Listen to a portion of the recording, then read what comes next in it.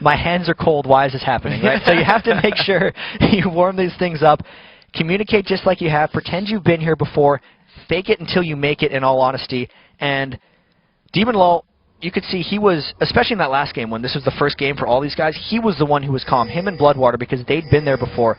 Now all these guys should be a little bit more settled in now that they're in their second game.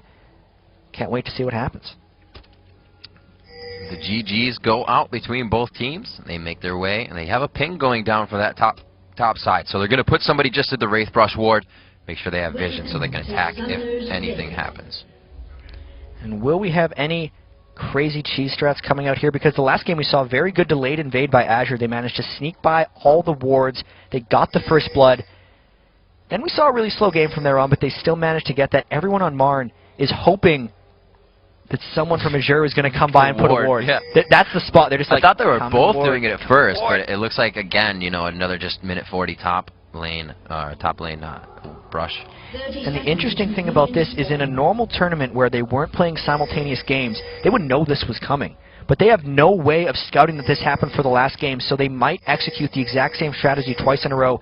Interestingly enough, though, Marn's looking for action because no one is not, you know, they're all grouped up as 5. Normally you see a couple people checking this.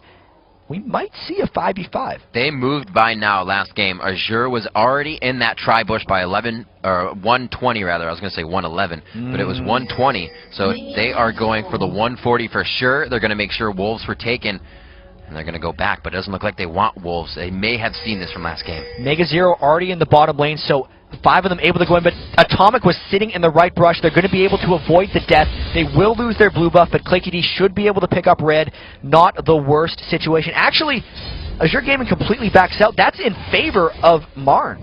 It really is. The jungle's going to be so much faster, and we got a lane swap. You are absolutely right. Urgot running top lane against Cho'Gath. Nothing here had to play the 1v2 lane on Cho'Gath as well last game, and he did a remarkable job on it. lol and Bloodwater also destroyed the solo laner that was on the salad bar, keeping Singed to 7 minion kills at 9 minutes. God, that's at some point. I feel like Mega0 will do slightly better than that. See how it folds out. Unfolds would be a much better way of saying that. Hey, that's all right. I fold things out as well. Mega0 taking a little damage there. He's going to have some trouble until he can get that shield up, until he can get a scepter under his belt and get some sustain. Dazzle onto Cho, and they're really just harassing for single CS right now. He's getting as much of an advantage as possible. ClayKD again, and early just pressure on mid. He's going to look for this one. He's got that flag toss. Yeah, he's looking to go in. They're clearing out the minions, getting that charm in range. If they can knock it on him, it's going to be a lot of damage. I don't think it's going to happen just because the minions are already pushing a bit in. Can they get it? At least they burned a flash. They did burn his flash, but you were right. That line of minions kind of blocked off charm. Great job there on the pressure, and ClayKD is known for just taking a camp and going right back at it. One thing I really need to keep track of, though, is this bottom lane where Mega0 was the first to the creep line, so it's pushed up beyond his ability to get experience if they decide to zone him out down bottom. Mega0 is going to be in a lot of trouble if lol and Bloodwater decide to freeze it there for quite a while. ClayKD would have to go down there and shove it to the turret just so the lane could reset and Mega0 can get experience. This is quite dangerous, but actually, Azure farms it themselves and push it back. No worries. Yep, he also grabbed about 9 potions in those wards in base, so he's going to be able to sustain for a while down there. Marn in this top lane pushing quite hard. As you see, nothing here. He did well. We kind of pointed out that, you know, his factor as an AD carry kind of comes into play in the 2v1 lane, and it may have helped him last game, so he uses that to his ability here. And ClayKD, after that camp, grabs his red. He tries to go for a gank, but it looks like he's going to go down through the tri-bush. Now ClayKD going to try to create some creative things, but he's walking clean through a ward. Will they be able to back off in time? Bloodwater zooms back. At the very least, though, they're allowing Mega0 to get farm. He's already double what Singed was at 9 minutes from the last game, so I'd say the 1v2 lane is working a lot worse for Azure in this game. So a lot of the junglers have come to lane to really walk away. They did get a flash in mid, but we see Nocturne going down to mid, backing off of Echo, now going to the Golem's top, and he may actually help on this pressure towards Cho'Gath in the top lane. He's not taking damage, but he is being just stunned under the turret, harassed on that CS. You can kind of see him poking back and forth. There's the Nocturne Jack as he slowly comes in. Walks right through that pink ward, so everyone on Marn up top is going to be able to back away. It's really back-to-back tri-brushes happening. As they fight mid. So hurt. One more auto attack. He flashes away, and both of them are going to live with a sliver of health. Wow, so 50 health on Kassadin and about 90 health on Echo. One more auto attack, and pretty much either one of them would have been the end for that. They both started with that Crystalline Flask though, so because they didn't trade any kills, it's pretty much a zero-sum for them right there. So in a lane like this, obviously Kassadin's looking to hit that 6 and just peace out, no? He wants to roam as much as possible. But that's the crazy thing. Ahri wants to do the same thing. Right. Right. Kassadin and Ahri are very similar in their playstyles. I'd say Kassadin slightly more persistent mobility, right, but Ahri has slightly more burst mobility in the team fights with those 3 stack of dashes ultimate. But early on, I'd say Ahri should have the edge in that lane. It would have been a disaster if she fell there. MegaZero faring well for himself, 23-19 in the lane swaps for the tops, which are now switched around. And, you know, he said he wanted to play Riven. It's really a strong champion for MegaZero, and the comfort level for him is just above through the roof right now. So he knows what he's doing. He still has 4 potions left, so he's gone through 5, or 4 rather, the last time we've seen him. Still has that last ward, so he's ready to be in that lane for quite some time. Yeah, and we actually see the gank up top. The Rupture just missed. Gank down bottom also gets repelled, so they keep trying to help out these 1v2 laners, but they're just constrained to their turrets. Super safe game right now, chat. The elimination, or the first match, I guess, would be the knockdown game, not the elimination. It is going to be big for these guys still. Going through 2-0 still means a lot. Prawley actually had a very interesting comment during his interview after the second group of the day. He said, we look at these groups as 2-0ing top of the group is easier than finishing second. Because to 2-0, just win 2 games, is easy, but to come back after a loss, they find to be quite hard. They considered this single 1-game elimination, so for either of these teams, if they lose, it's really tough to come back in that second one, which is why they could be playing so passive early. You know, sometimes you have to force yourself in that mentality, and it works out well. Mega trying to put that pressure on a 2v1, and he's all by himself. Great job there. He's just being aggressive, knows he's going to be going back soon. He can do what he wants right now. It's actually really remarkable the fact that he's in a 1v2 lane. Look at the farm between Graves, his 2v1 lane mate, and Mega. Wow. 50-35. Like, he's not down by very much. And it's bad for Riven to be in a 1v2 because she really relies on getting an early advantage and just taking it home. She scales so well off that early attack damage that putting him in that situation is a little bit troublesome. They've just gotten him out of that. They threw Atomic and Heartbeat bottom. They're trying to get him a 1v1 up top. We'll see if Azure decides to counter by sending 2 members up as well. Are indeed putting him up. We see Claky D up top. He may try to just stay there until Riven comes in for a lane gank. No, not enough mana. He's going to back out. Cho'Gath also not there. And we do have a 6 on Nocturne. So these wards placed by mrn, they got to be placed a little bit farther out. And they have to be conscious of the fact that that Nocturne now has his ultimate. We'll have to see if those lane ganks come into play. The bottom lane is coming back. Cho'Gath will be down there, and mrn follows him, or rather Nocturne follows him. This game has been passive up to this point, but I expect to see an explosion of action very shortly. Especially if Nocturne goes in right now. Bing, bang, boom, there it is. Paranoia down onto Heartbeat. They are forced to back out of that one.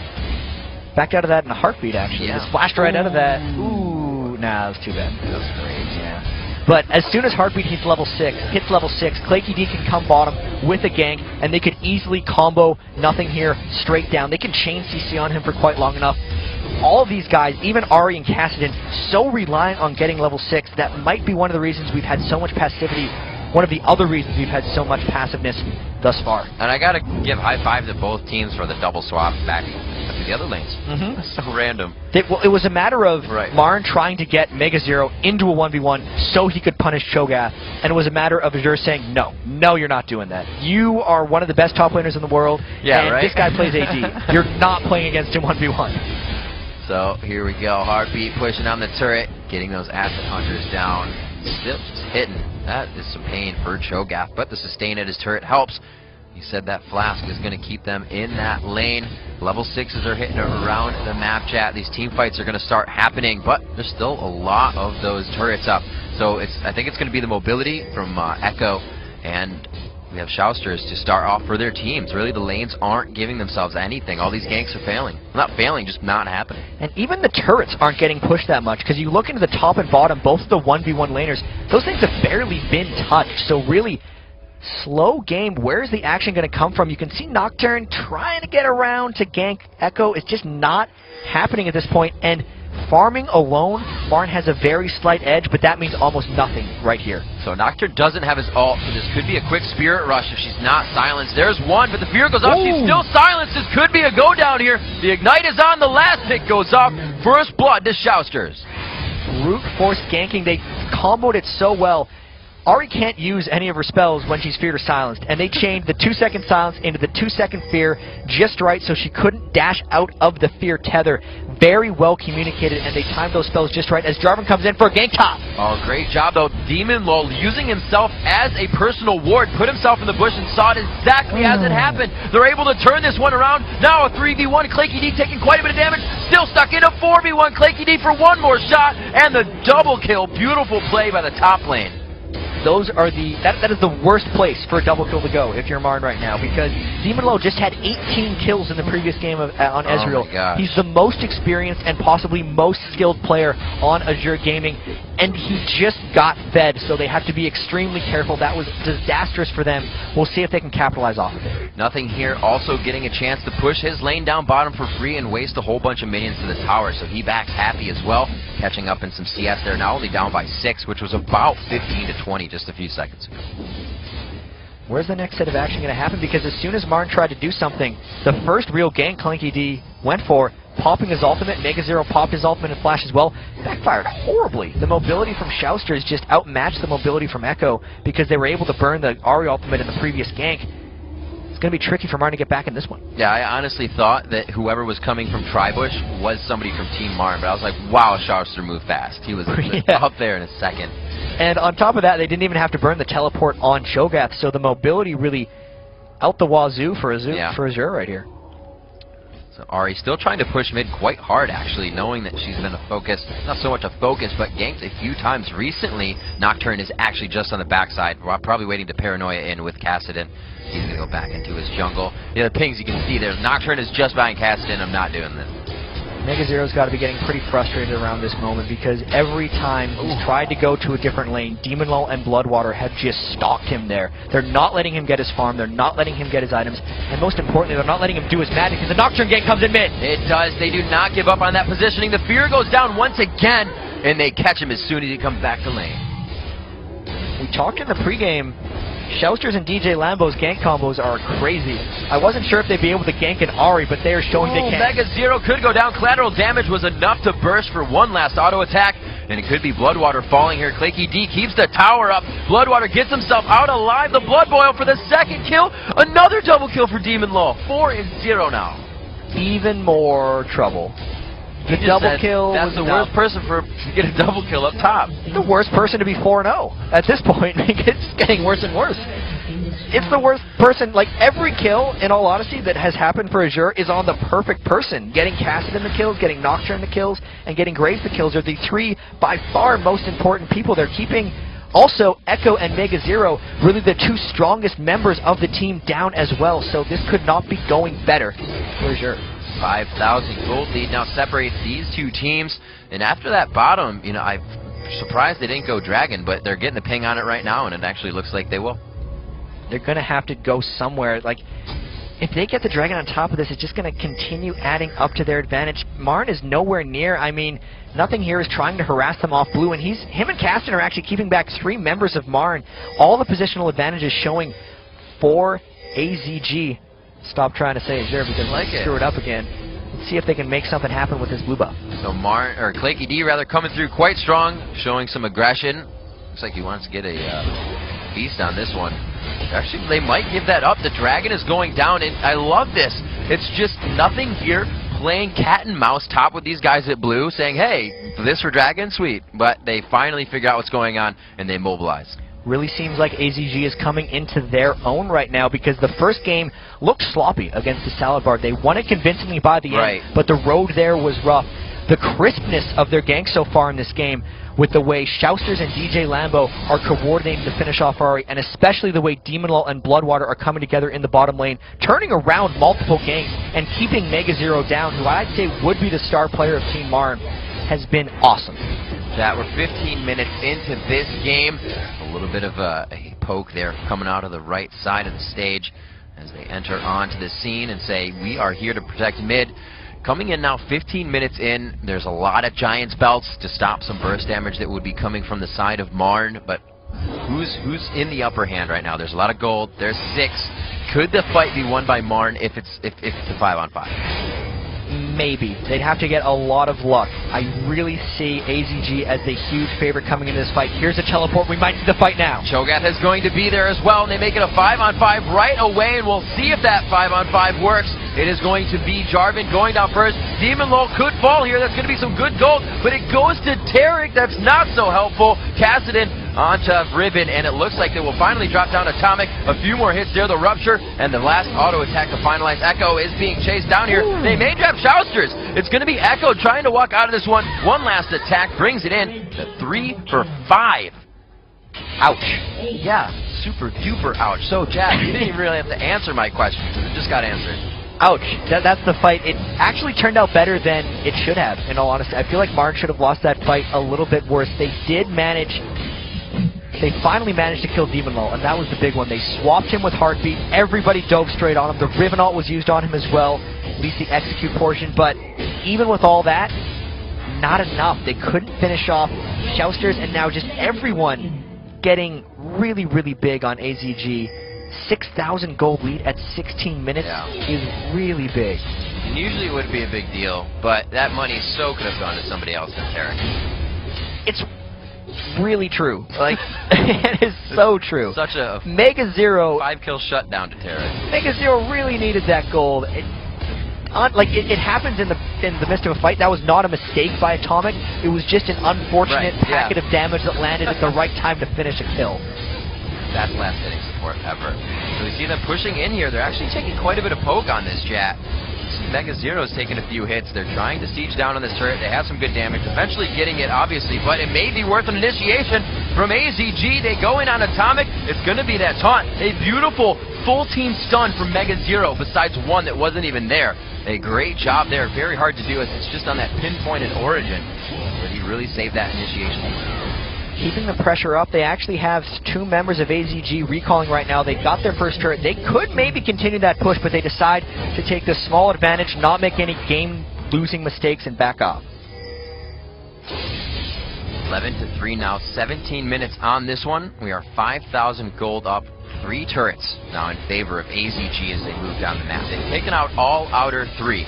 They're not really warding offensively in the jungle, so they're not gaining too much ground other than just that lane and what they can see with minion stats. So possibly they have that Ruby, but they're not really putting it in any of the forward positions. Well, there's a Wraith one. Awesome. Yeah, they're not taking too much aggression with it. I'd completely agree with you there. They're starting to get the map control. I mean, especially having picked up Demon Lol just a little while ago, their team synergy is definitely not all the way there yet, so they've been able to get the combo synergies going. Like DJ Lambo ganking mid for Shouster is very strong. Demon Lol and Bloodwater are working great together, by the way. That is one of the strongest combos we've seen today, I'd have to say. But their overall synergy and team strategy still needs some development. We'll see how they're able to close this game. So they've actually put a beautiful line of wards there, making that first half of the jungle theirs. It could be scary. Down to that red Golem and Wolf camp. So we'll have to see what they do. They're just kind of pushing this lane in mid. They're getting Cho'Gath back with them. They now see Riven top, so this could be a definitive push here. Nocturne ulti is up. They're finding him in the side here, just towards the Wraiths. Looks like it's just a little back and forth. He smites away the big Wraith. And now all 5 members pushing up the mid lane. This is a dangerous spot for AZG. If someone got Urgot swapped into a turret, 4v5, that would be a potential error. But wow! He's too low to start. He wanted to turn around, I think, and swap that almost, but he was like, can't silence, can't do it. So all that pressure, that all came from just Shousters. You know what? Those abilities are already back up for him, and that is huge. He can just wipe out the AD carry in one shot. You just compare the items in the gold between the 2 mid laners. Kassadin versus R. We talked earlier about them being very close matchups of each other. 5,300 to 4,600, and Shouster's coming around the back. They're really looking to fight on this turret. Might be dangerous, though. Dazzle goes in on Lambo. He got a good shield off, mitigated a good amount of damage there. They get only about 25% on the turret. Forced to back up. Yep, they're going to straight back away. DJ Lambo taking a bit too much damage. That bottom wave. They really need DJ Lambo to be healthy to be able to go into that. He's tank Nocturne, Sunfire Cave. You know what he's doing. He's the only, you know, him and Shouster's going in together to finish off those targets. The dive buddies, so to speak, trying to finish that off. they're in they have a lot of control here, really. So we actually see Nocturne and Jarvan both in this game not choosing to upgrade the Wriggles. On the B stream, actually, I was talking to Kobe, I'm like, everyone that we saw upgraded to Wriggles, and now we have these guys not choosing to. Messing up your build path. Messing up everything. I don't know, man. It is quite a bit extra gold just for some health steal. Or life steal. You get the persistent ward, which is really nice if you can get it fast, but for Nocturne, he's actually, I'm checking if he's running lifesteal Quince, and he's not, but he gets the passive heal at least, which allows you to get by with just running the Wriggles. And Jarvan, since he got to the Warmogs, the health regen's keeping him up healthy enough, so they're bypassing the ward. They know their support's got the Ruby Sight Stones, guess they think that's enough, and they are saving the money getting to those big tank items sooner. So with a build that Urgot is usually accustomed to, with a Graves being so fed, is the late game even there for Urgot? Is it going to come back around? Usually, Urgot is about assassinating the enemy AD carry. And they can still get that to happen as long as Urgot doesn't get silenced by Kassadin. It's going to be really interesting to see how that goes back and forth. That's going to be the play there. Every time, Heartbeat's going to try to swap in Graves, but Demon Lull, amazing reaction times, trying to get out of there with his quick draws and his flashes. It's going to be about mrn dogpiling Demon Lull, and Demon Lull trying to just save his team. Where is the initiation going to be? Urgot sits safely within his team, so really Nocturne has nobody to go to right now. You see Lambo on the outside, Mega Zero trying to get there close. He actually flashes on him. He still has a few more broken wings to get there. They are going to be feared out. Going for the switch. Actually, he dodges. Did he just dodge the switch? He went to switch him and he paranoid out of it, I think. Nope. No, he got him. I think so. Nothing here coming. Nothing here is going to be into the fight, and it looks like they are going to try to take him down. He's just so tanky right now. They could lose this one on just focusing him. No, Demon Lull could not get into the damage. He was too tanky for even the range of Graves. What happened with the Nocturne ult is he got swapped in while his ult was active, but after the 1 second suppress wore out, he continued to move past. All right. So it looked like he flew the entire range through. That was ridiculous. My brain just crashed and rebooted in like 3 seconds. So as they move down mid, 22 minutes on this one, we finally see a bit of aggression after a lull in the game, and they look to control a bit more of the jungle here, chat. And now it's a matter of them having to take some action. DJ Lambo got cut out. They were unable to punish, in all honesty. They had to burn a lot going to save him. We're going to see their move, really, if they decide to pick up Oracles and start clearing around Baron. But for now, they're just pinging down on Mega Zero, trying to back in that ward. Pushes all over the place. They actually have really good pushes on their lanes. They could really go to force something here if they weren't so far behind in items. That is really what's keeping them back. And we're going to have to see if the gold here, if these minions that they don't have to farm, you know, they have to get out there. They have to get vision on the map, and they have to get to that experience. And Graves and Kassadin are sitting on mountains of gold, so to speak. Kassadin just bought the item, needlessly large rod, straight up. Demon Lull is going to be going back and getting that last Whisper right after he picks up that red buff, if I had to guess. But bad timing, because he's sitting on a huge amount of gold, and the dragon is up, and mrn is forcing. They might have to concede this, Azure would. And mrn is doing this a little bit blind. The only wards they have are right next to him, so whoever comes out of the jungle here is what they see. They are going to be on dragon. They're a little bit in pit. They get out safely. Long-range dazzle there. It's going to be picking it up, so we have a 29-minute dragon for your next one. We'll have to see if that is even a contest. By that time, I think it's going to be all about the Baron death. And you know what, Riv? mrn is sticking in this, because there was a 6,000 gold advantage at 16 minutes. It's now a 4,500 gold advantage at 23 minutes. So they gained 1,500 gold back in the past 6.5 minutes. And they're keeping their map control up. They haven't lost any dragons, and they actually picked up a kill. It was 3 for 11, now it's 4 for 11. They're doing a pretty good job sticking around. AZG really has to do something to finish. AZG is making their fight super fight-oriented for their team. They've grabbed the Locket, maybe looking to get something else as Aura initiated here. They do have the Randuin possibly being built by Cho'Gath already, so their fights are already ready to assist each other rather than whoever's in front of them at that time. Coming onto this turret, the siege is quite good, but the retaliation is just as good. Duskbringer, as well as that Orb of Deception. The taunt in, they focus too much on him, though. That was a good choice to back off. So this is one of those sustained pushes. The turret's on about 1/3. Heartbeat really wants to land a swamp on a good target. They might fight right here. Might come now. Great job. Oh, they get Demon Lord completely out of the fight. They're going to chase him. There's the dive in as well. They find Echo, and Claky D is trying to get Demon Lord. Beautiful kiting by him. Allows his team to get the upper hand of the fight. Marn is left with 2 here, and it looks like Mega Zero is going to be in the front. They chase down, and Bloodwater throws down a great ultimate, locking up 3 of them. Mega Zero forced out of the fight. Can he clean? Take down. He may be able to. Mega Zero being out of the fight gave him enough time to really size everybody up. And Jat, it looks like he's going to push him out. He's going to keep chasing too. Riven's a pretty good chaser. If he can dodge a rupture, he might be able to finish, but the Blood Boil just appears to be too fast. Riv, 3 for 3 on top of Marn's turret. They might just be sticking around in this one. They crushed onto Demon Lull. They finished him off, and immediately when he went back to base, Demon Lull picked up a chain vest. He doesn't want to die there because you can really see how much they rely on his damage in fights. That was absolutely amazing. That was a fight of wards as well. You just saw him being placed there over the bush, in the bush. They were trying to get vision back, and Mega Zero kind of stopped and sized everything up. Now, well, so much happened in that fight when they dove onto Demon Lull. It's like everything just peeled immediately off of them, and that allowed Mega Zero, who doesn't really have any defensive itemization, to just bunny hop around, hopping on everyone, and cleaned up that fight. He was doing a huge amount of the damage there. That Battle Bunny Riven making the impact plays. 2, 3, and 2. Buying some health potions actually as he goes back. He's leaving the Brutalizer in that build for more penetration. Like you said, nothing to really mitigate and defend for Riven yet. So that was a beautiful way to engage that fight, and they're probably going to have to do that from now on to get past Cho'Gath and deny him being tanky all fight. He actually left with very low health. So in the end, they had perfect focus the whole time. Yeah, Cho'Gath now with 3,952 health. It's a big monster. Looks like we have that position. Here it is, Jat. It's going to be 3 minutes until Dragon even comes back up. There's no reason to be on the bottom half of the map. Cho'Gath does have his teleport up. They do not have a ward on the Baron, though. Actually, the ward is right where they're standing. So Cho'Gath is going to be in that party in just a few seconds.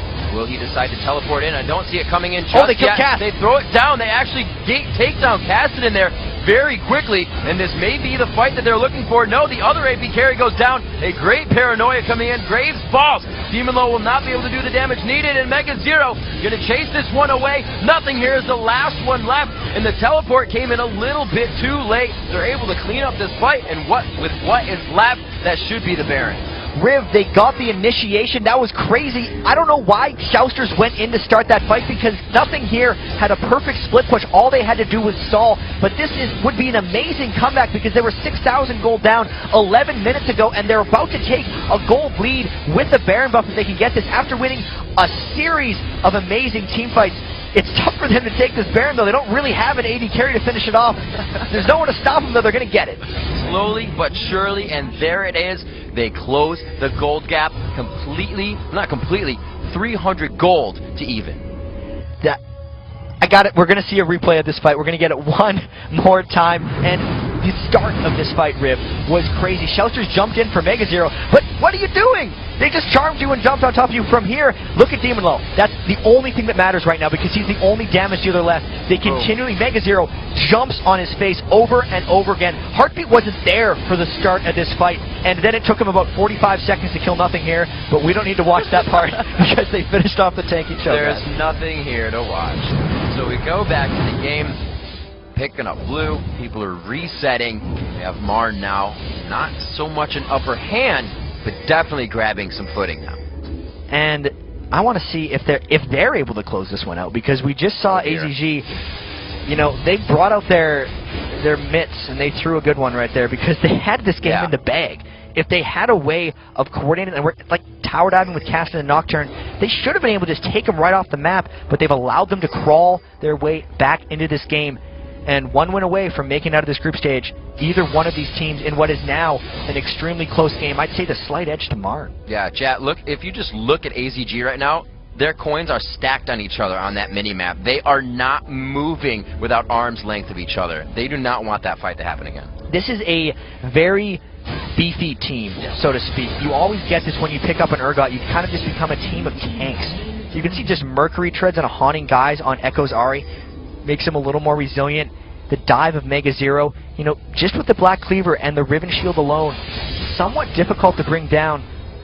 Unless Shousters can start killing some of these guys, I wonder, especially since they were losing, especially since AZG was losing fights before they're really fed, if they have what it takes to come back in this and even kill Clay EZ, who's become a tanky beast on